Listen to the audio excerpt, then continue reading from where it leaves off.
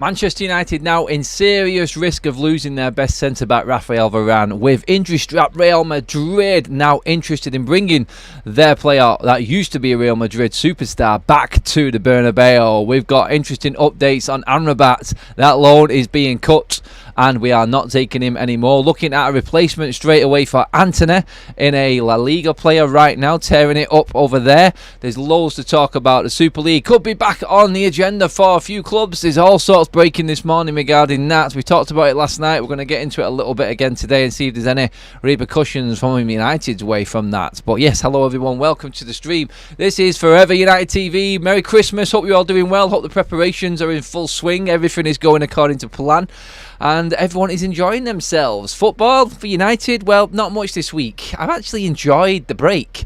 I've actually enjoyed a little bit of a rest in between game after game after game. We've actually had a full week's preparation for this West Ham game. By the way, guys, the West Ham game, live, watch along. We're having the Christmas party live on FUTV. The watch along, bring your beer, bring your outfits. I'm going to be having mine. I'm going to be chilled out watching. Well, I won't say chilled, but I'll say I'll be chilled with yous lot, having a little bit of a bevy. Well, we watch Manchester United hopefully take down West Ham at the Olympic Stadium. So, yes, big weekend ahead, and we'll be looking and building up to that game as well over the coming days. So, yeah, massive weekend ahead for Manchester United. And obviously, quickfire games with Nottingham Forest and Aston Villa, respectively, both coming up in quickfire session after that as well. But into the stories today, we've got plenty to get into today. I think Casemiro eyeing up a move to the Saudis, seriously considering a move to the Saudi League as well now, apparently. But the one I wanted to start with, and one that I've been talking about, is you reap what you sow, don't you? And United have, they've sort of tested the water. They've tested the resolve of Raphael Varane. And now Real Madrid, Militao out, Alaba out, serious long injuries. January a week away, near enough, and that window opening. Real Madrid are looking to replace their injured centre-backs to push on for the rest of their season, La Liga and the Champions League. And apparently, they are looking at their former centre-back, Raphael Varane. Has Ten Hag brought him in just in time to give him enough encouragement as to what he said a few weeks ago? Please, I want to stay, but make sure you let me know that you actually really want me here, i.e. play me more ahead of the players that I am better than. That's how I looked at it. I think realistically that's how everyone looked at it, especially Johnny Evans, Victor Lindelof and Harry Maguire. And last two games, big games, Bayern Munich, Liverpool, we've only conceded one goal in both of them games together. Raphael Varane at the heart of that defence has played magnificently. Is that enough for him now? Have we just about salvaged this? Because if Raphael Varane was in a similar position to what he was before the Bayern Munich game, whereas he isn't playing games, he's just being sat on the bench doing absolutely nothing. He's got Johnny Evans coming on ahead of him as a substitution for Harry Maguire, for Luke Shaw, whoever it may be, playing at centre-back ahead of him already. Fourth, fifth choice centre-back for this World Cup Champions League winner. If we was in a situation where we are now, where Real Madrid's injury list is piling up, January transfer window around the corner, I feel that Manchester United would have struggled. I think Varane would have pushed for this move, personally. I actually think we got lucky.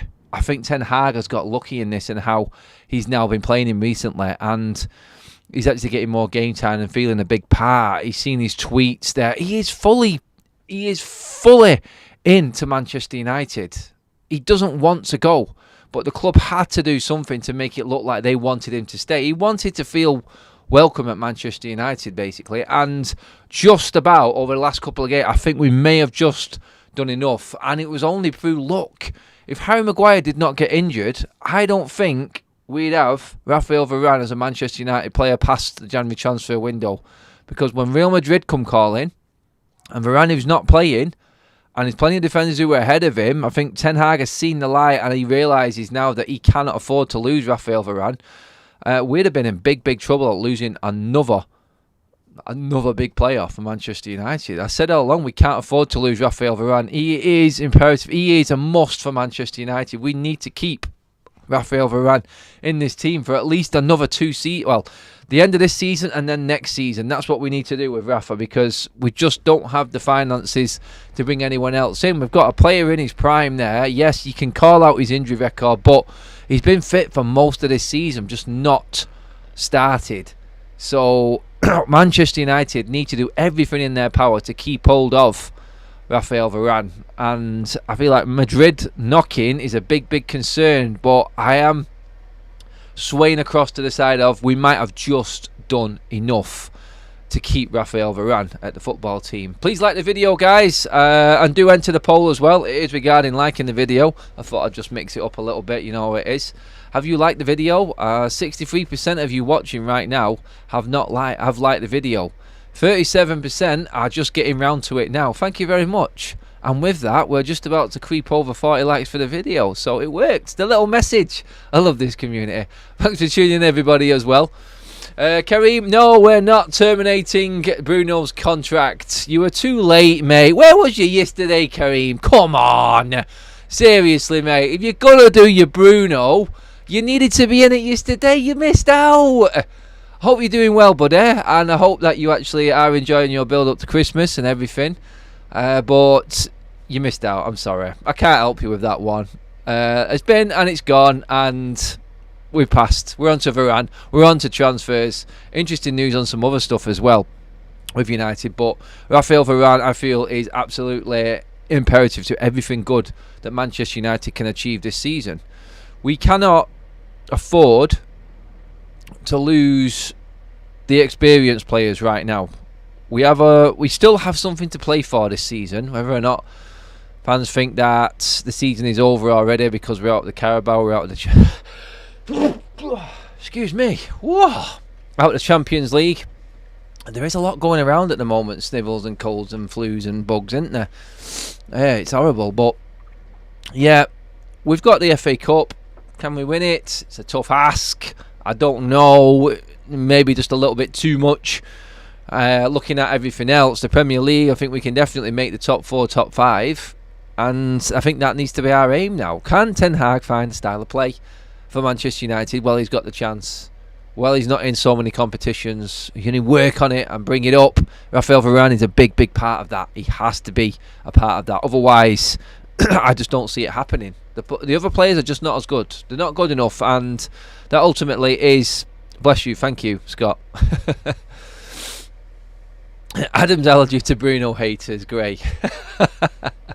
Yeah, I'm open to everyone's opinion on every player. Everyone knows that.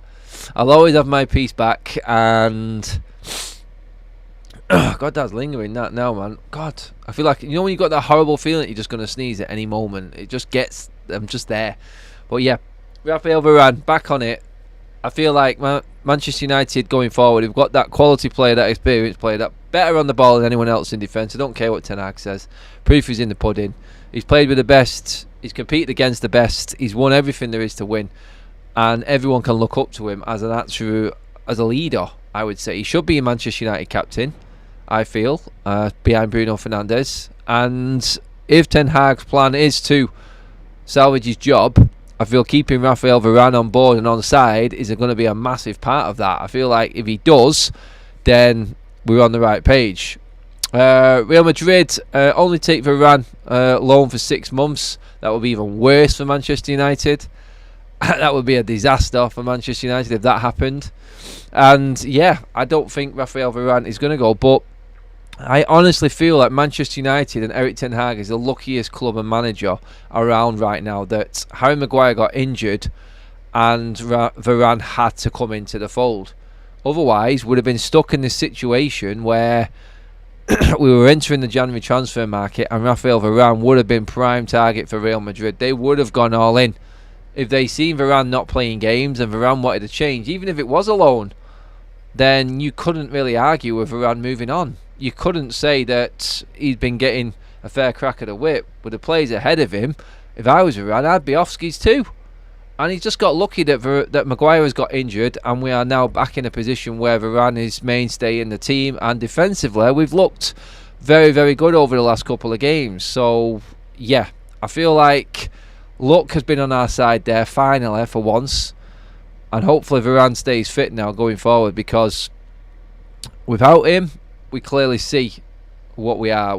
Maguire has been doing okay, but when Varane has come in, you can see the different level, you can see the different quality in player, and it's clear for everyone to see in the team as well, because the confidence in the team and how we defended with Varane's organisation, and like when he posted that tweet out, the picture of the man of the match, tagging all of the defenders in, leadership, it was just there, and we'd lose that for the rest of our season.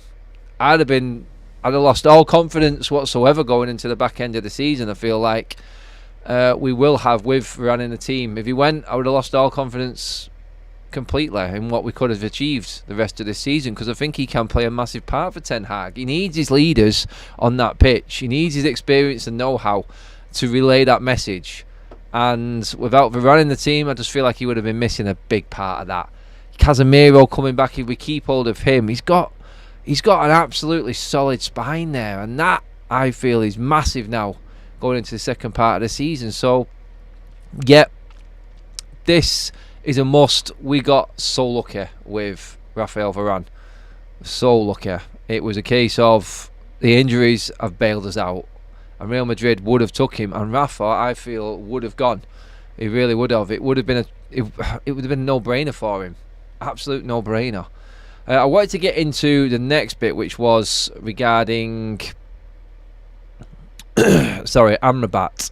I'm just going to end the poll there on the likes as well. Cheers for all the likes, everybody. Keep tickling the like button, as you always do. I'm just going to put another one up now. This is a simple one.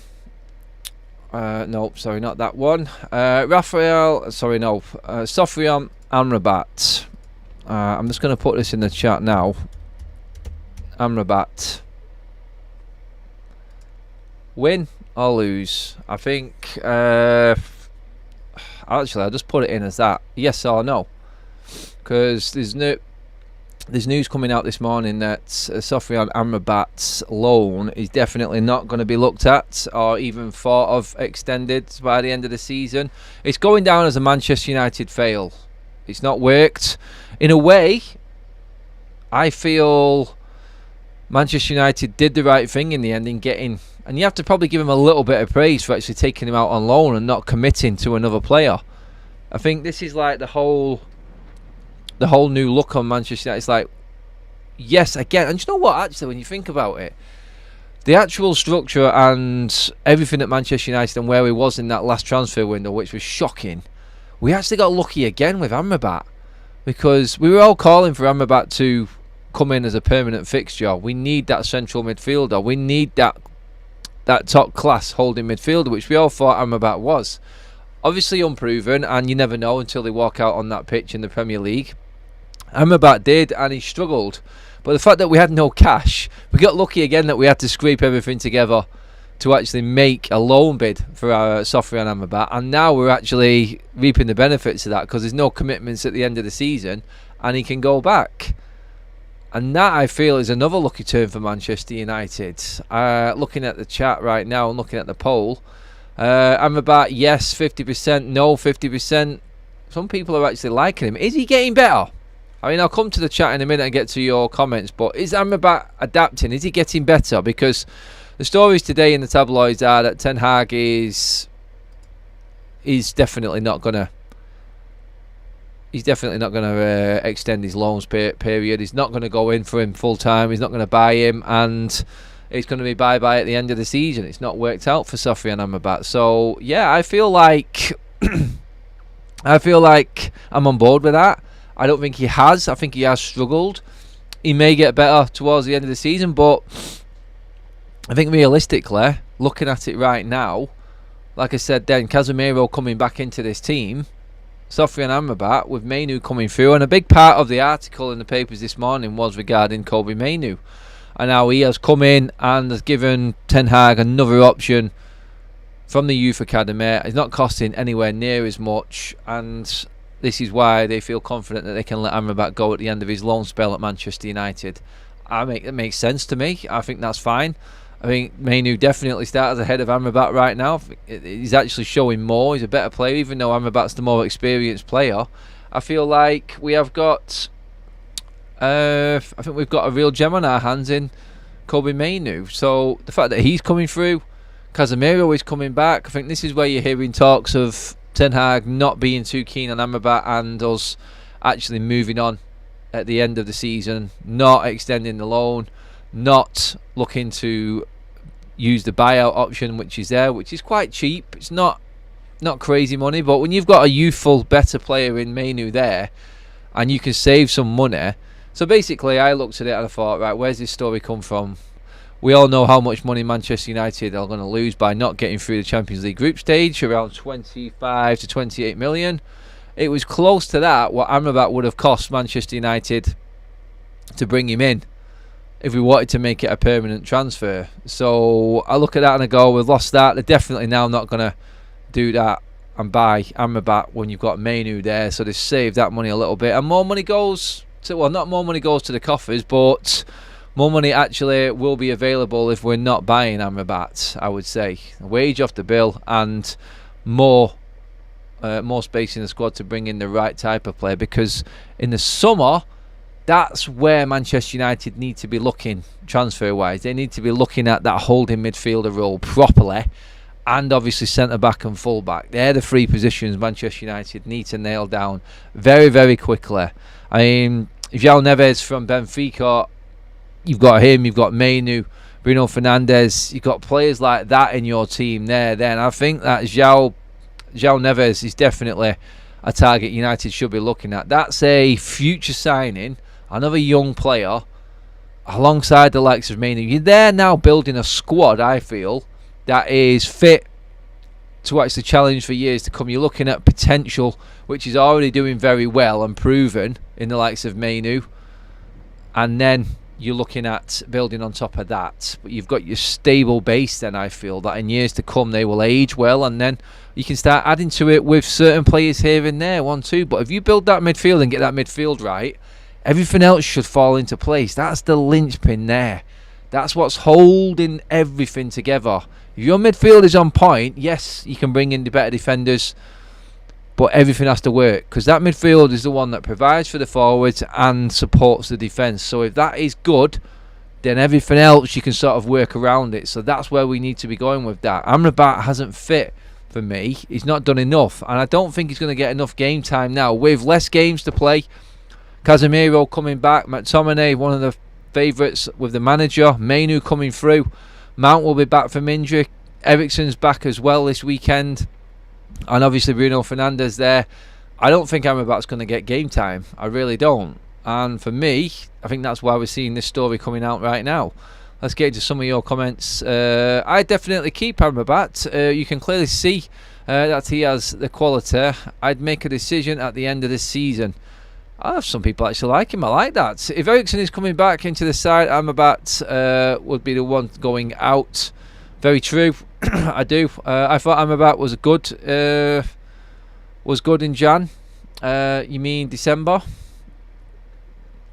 I don't know what you mean by that one, actually. I just misprint there. Sorry, to say that again. Amrabat just doesn't have the quality. He is a good and honest player, but not for United, in my opinion, says Paul Greaves. Very true. Mainu should start ahead of everyone, in my opinion, says Gray. Bruno, Casemiro and Mainu is our team, is our midfield, says Alan. How mediocrity has set in people's wanting Amrabat to stay. Oh my, oh my, says Rusty. How about Reguilon? I'd keep him. He surprised me, says Kaz. This is the problem with Reguilon as well. Now Reguilon can go back in January if United don't want him. We can send him back to Spurs. I'm thinking with Malassi on the comeback trail, Shaw's back. Are we going to see much of Reguilon? Do we need him in the team? Big decision to make, but I agree with Kaz on that one. He has been decent this season, Reguilon. He's surprised me as well. Don't forget to give the video a like, guys. We only need 15 more to make that 100 mark. I think that will be a record for this week. If we can do that in the next minute, then we'll have done it before 20 minutes is up, which I think will be a record this week. So get liking the video, guys, and let's get that up to 100 very, very quickly. Thank you very much. Gehen says Amrabat is getting better. The Premier League is way too fast for him. It's right to let Amrabat go. Kobe has only ever played football in the UK. He's used to it. I think that's the sort of general consensus for a lot of people. I feel like Kobe Mainu coming through has given everyone the sort of freedom to think that, yeah, we're not going to need Amrabat, especially with Casemiro coming back. Obviously, Mount, Eriksen, both due to come back. Eriksen, even this weekend, possibly, we're hearing. This is all good news for Manchester United, but not good news for Sofyan Amrabat. And yeah, like I said, it's like, luckily again, Manchester United actually fell into this Amrabat deal where we're not committed to the player. So if he does fail, it's no biggie. We're not stuck with another player that is just going to be languishing around like a Donny van der Beek was, or like a Mason Mount is right now. So not bad business from United on that side of things. Lucky a little bit, but I'm taking it. I'm definitely taking it. CQNU says, if Varane comes to Madrid, he will win La Liga and maybe Champions League again. No doubt. I know. That's scary. And that is enough to take him there. Man U getting through the Champions League is going out of the Champions League is a godsend. The Glazers are now in a real panic. The club skin, that's why they are trying to sell the high earners. The Super League won't happen. Super League, it may happen. I was talking about it on Top of the League earlier on. The pathways down there clear if anyone wants to do it. There is a new legislation coming in for independent regulator in the Premier League. They're looking to bring that as quick as possible, which won't allow teams to leave the Premier League. So if that comes in, we can safely say the Super League is dead in the water. But until that happens, there's always a chance, because Real Madrid and Barcelona are still fronting this Super League bid. So you just don't know. You don't know. It may happen, it may not. How much is João Neves? The reported target is round about the reported fee is round about 60 to 70 million. So yeah, it's going to take a lot, and probably will be most of our budget. We have 100 likes in the bag. Cheers very much, everybody. Brilliant stuff as always. We did it for 21, let's say. So that's good news. Good news. Thanks for doing that, people. Thanks for joining me today. It was 100 likes and it went to 99. So why has it done that? Someone must have disliked it to stop it. You sad people. But yeah, now the 100's back up again.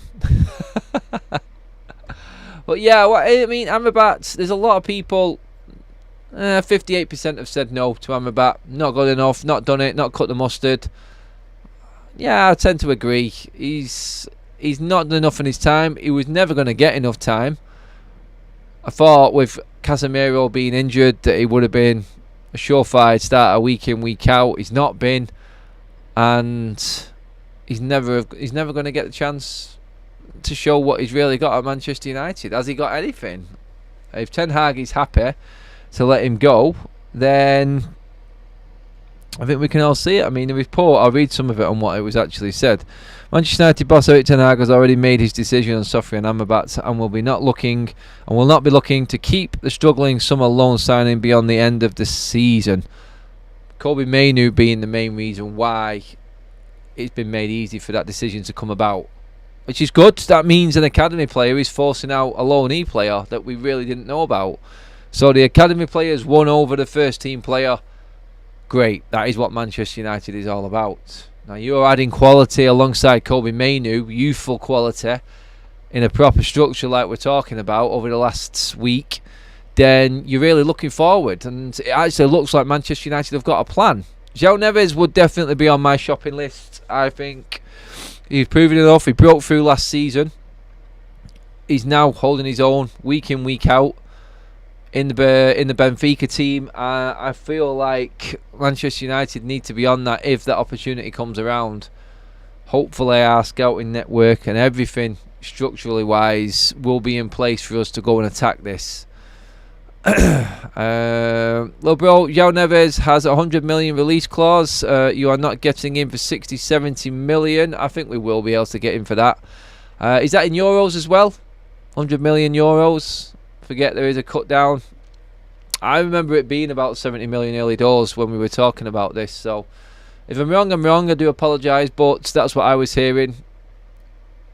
And again, inflation on young players these days just shows you everything. If it does turn out to be more than that, then are you surprised? There is no one out there worth 100 million. A few players maybe 5 or 6, but no one. Neves is not worth 100 million.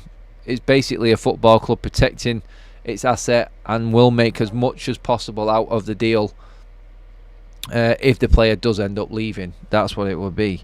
But Manchester United also looking in news this morning about replacing Antony out as a make-weight for Takefusa Kubo, the Japanese right winger who has performed well for Sociedad. Finally, another player. When we talked about Todibo last night, about him going to a few different clubs and then finding his home at Nice and being comfortable and performing well there. Kubo is very similar. Young, been around Barcelona, Real Madrid. He tried it in a few other clubs. He's been loaned out to a few other teams as well. Didn't cut it, and he's gone to Real Sociedad. They bought him at a snip for just over 5 million, and now he's absolutely flying for Sociedad. Manchester United are reportedly looking at him as well. Honestly, I've not seen enough of him play. I don't know if he will be able to handle it in the Premier League again. Another one that, honestly, I'm just not 100% on. Antony, on this side of the story as a make-weight, I can understand why they've put it together, but we're only talking about it because it is a report and it is there in the papers and online today. I wouldn't look too much into this one. When you're looking at players like Kubo, we did a video yesterday on Mason Greenwood. He's playing predominantly on the right in the same league, better numbers right now, really holding Getafe up, and that's going to cost us nothing to bring back. So anything or anyone that starts talking about right wingers coming to Manchester United, I don't think we can afford anyone in January. I feel like right winger is a position that you can forget about, because Greenwood will cover the extra centre forward and the right hand wing position for a signing coming in or a player coming in the summer. Mason Greenwood will be back in a Manchester United shirt in the summer, and I don't think we even need to be looking. So when I see stories like this, Kubo from Sociedad, I look at it and I go, yeah, someone's just making up something here. A player that United could possibly afford. United want rid of Antony. Make weight. I think it's a complete made up story, to be honest. I'm not saying Kubo's a bad player or anything like that. I just don't think the tabloids I think they're chancing their arm a little bit with this one, as I think it's a nothing story. I'm just going to kibosh it and say I'd rather have Greenwood, and I think that is what will happen ultimately. Let's get into your comments again. No English club will take that chance, Adam. They will have so much to lose. Spain and Italy are afraid of the Premier League earnings. The fans will not let Super League destroy the Premier League. This why the Glazers are here. Gehan, you're talking different environment. Anyone who thinks that Premier League clubs won't join the Super League, you're very, very naive. Manchester City would, Chelsea would, and if you offered it Everton right now, you think that they'd jump ship? Yeah, they would. Financial stability is everything to owners right now, and if in fact Everton did take that 777 ownership model, the Premier League wouldn't have any say whatsoever if they weren't a part of it, and they would just jump into that Super League money. Let's not forget what's happening with the Saudi League as well right now. They'd probably go into that Super League, and players are alright going over there, and now UEFA and FIFA have got nothing. They can't sanction anyone for leaving. Then I think this is open still. I wouldn't discard it. I think we are definitely, I'm with you, Gehan, in terms of the Premier League. I think the independent regulator and the ruling that they're looking to bring in, that they can't break away from the Premier League, I think that is everything. I'll be 100% confident when that independent regulator comes in to protect the Premier League. That's what I want to see. That will be my security blanket in all of this. So then I know that I'm not going to lose what I love, which is the football that I'm watching right now. Premier League, FA Cup, League Cup, Champions League. This is what we've grew up with. We don't want to see no jeopardy football. We don't want to see no relegation. We want everyone to actually earn their way to the top, and that's what's important in this. The Super League takes it all away. I am not naive enough to think that Real Madrid and Barcelona have only stayed in this because they wanted to keep face. There is a plan there between them two big clubs. I feel like them clubs are probably two of the most corrupt. I mean, for instance, and I said this morning on the show on Top of the League, it's like Real Madrid and Barcelona right now are still back in the Super League, and UEFA have done nothing to stop them playing in the Champions League since the Super League news broke. They've done absolutely nothing. So I look at it and I go, if UEFA can't move Barcelona and Real Madrid, knowing that they are fully back in the Super League, well playing in their competition, then there's no way that they're going to stand in their way if they want to move away completely. How they will do it, I don't know. I just feel like losing the 10 other European teams. So I can't see them having enough strength behind it. And ultimately, I feel confident enough that the pressures of ownership of Premier League teams and the sanctions that have come in, like to Everton, the independent regulator for new ownership models and structure for the Premier League, then stopping anyone breaking away. That's what we need. That's what we need, guys. That's the most important thing, that regulator for our own league. And then we can stop worrying and let everyone else go and do what they want to do. Because the be-all and end-all for us is our own division, the Premier League. We need it. We need it in our own house, in our own country, and it doesn't have to change. It really doesn't. So I think right now, let's look after our own ship, make sure that that's secure. Once that is secure and stable, because it is still up in the air, you've got a lot going on right now in the Premier League. I feel like once that's in place, I think we're good. I do think we're good, and I think we will. I think we will be okay going forward. So, yeah, please, I don't want to be talking about the Super League again. I really don't. The Premier League started all of this, says Malps. Yeah, honestly, I cannot. I don't know what I would do. I mean, what would you guys do if the Super League did actually come in? Like, where would you be? Would you start watching football? Would that be it? Game over? It's a lot, isn't it? It is too much. That's how I seen it. I thought I just lost all love for the game when I thought that was happening. I don't know if I could be convinced round. I mean, I cannot live without football. That's a one. But yeah, it would be massively difficult. The Glazers will get a lot of money in the Super League. The Glazers will get a lot of money in the Super League. Thanks for sending that message twice, CQNU. They would, and that's why they were spearheading it in the first place. So yeah, I can't lie. I'm not looking forward to the Super League. Really? Ginger Bish says he's looking forward to the Super League. Is that the Rugby Super League? Are you trying to trick us right now? Cheers for the super chat, by the way, mate. Ding ding ding. I fear the worst, to be honest. The Super League will happen, unfortunately. You reckon it will, Melps? I don't know. I mean, there's no Super League. It means that those Yanks will sell the whole club, so this might work in our favour. If the independent regulator comes in and it stops the Premier League teams joining the Super League, but everyone else in Europe can do what they want, that may be the best thing that happens to Manchester United, because that then will, I feel, cash strap and completely nullify the Glazers in getting any more money out the football club. I feel like that's what will happen. So if it does come in, then well, I'll be singing from the rooftops if we get it regulated, the Premier League. Paul Greaves says, Adam, if Todibo is not available or we miss out on him, what do you think about Tomori from AC Milan? I like Tomori. I'd rather take Todibo right now. And I think we are still in a strong position there, because obviously Sir Jim Ratcliffe owns Nice, where he plays, and Sir Jim Ratcliffe won't sell to a rival club in Spurs, who are apparently the next front runners for Todibo's signature. Ange Postecoglou apparently is a big admirer, and he is his top target. Guys, give us a like as well on the video, please. Let's get it up to 150. If you are just joining in, don't forget, if you are just watching for the first time as well, subscribe to FUTV. Give the video a like, please, and share the video. Thank you very much. I hate this new Champions League format that's coming next year. So it's no for me for the Super League. Yeah, it is sort of like a make-weight Super League, isn't it? The Champions League now.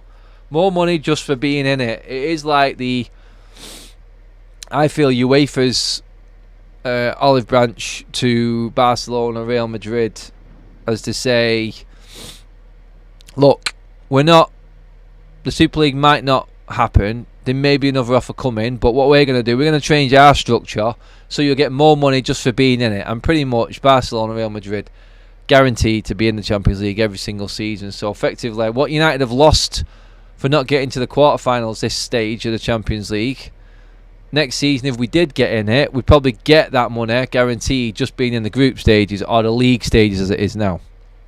Super chat in from Ginger Bish again. Cheers for that, mate. UEFA and FIFA monopoly needs to stop. Bring it on.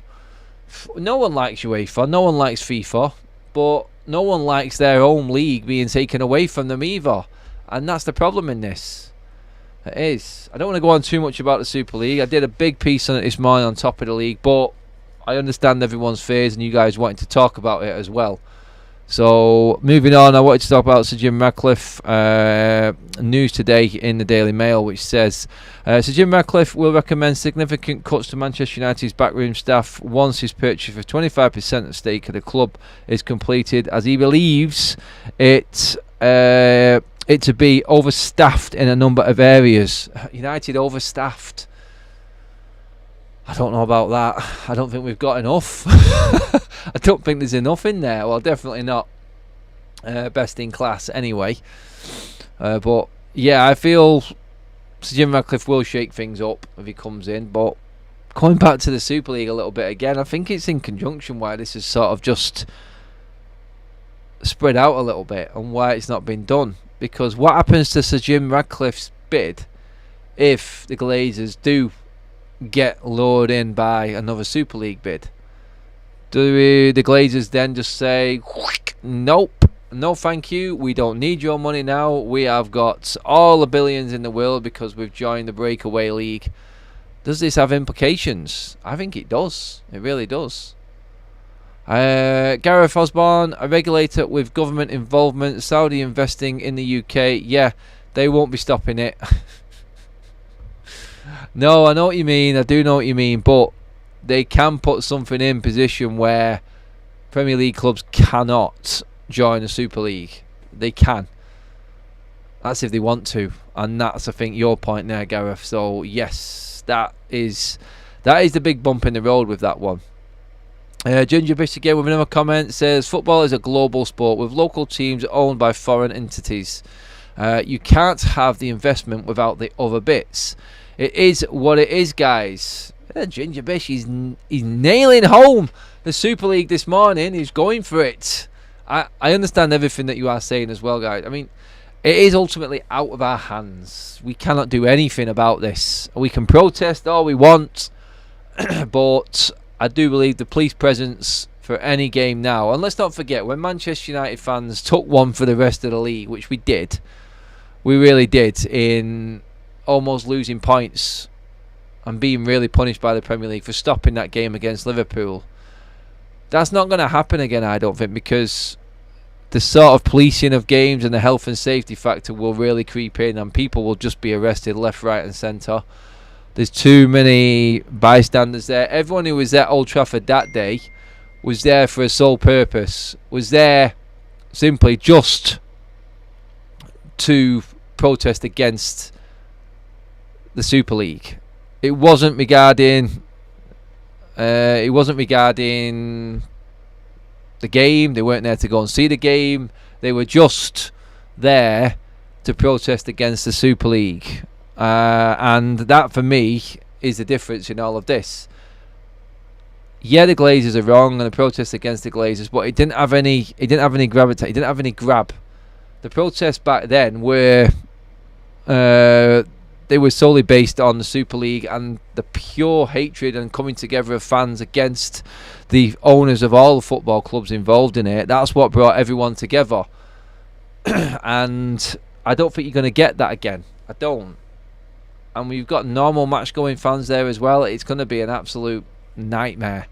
And people could end up getting hurt in all of this. So the police, I don't think, would allow it. I don't think they'd let it happen. And that's why I don't see protest having any effect on any of this. I really don't. What can happen inside the stadium? It's even more dangerous, I know, but how extreme are people willing to go? Aren't United and others legally obligated to join the Super League? They all signed on the dotted line. I think that was kiboshed. I think that was cut out so I don't think there is any legal binding. Not enough days in the calendar for all these games, including 32 World Club Trophy incoming on the good luck to the South Americans versus the 115 FC. Yeah, good luck to them. Maria, in terms of what she said there, definitely it's a problem because, yeah, the Super League, people won't like it. People were against it. The clubs turned with the fans not last season, when in 2020 when it all broke down. But all you're hearing now is the fixture pile up. The players complain about too many games. The managers complain about too many games.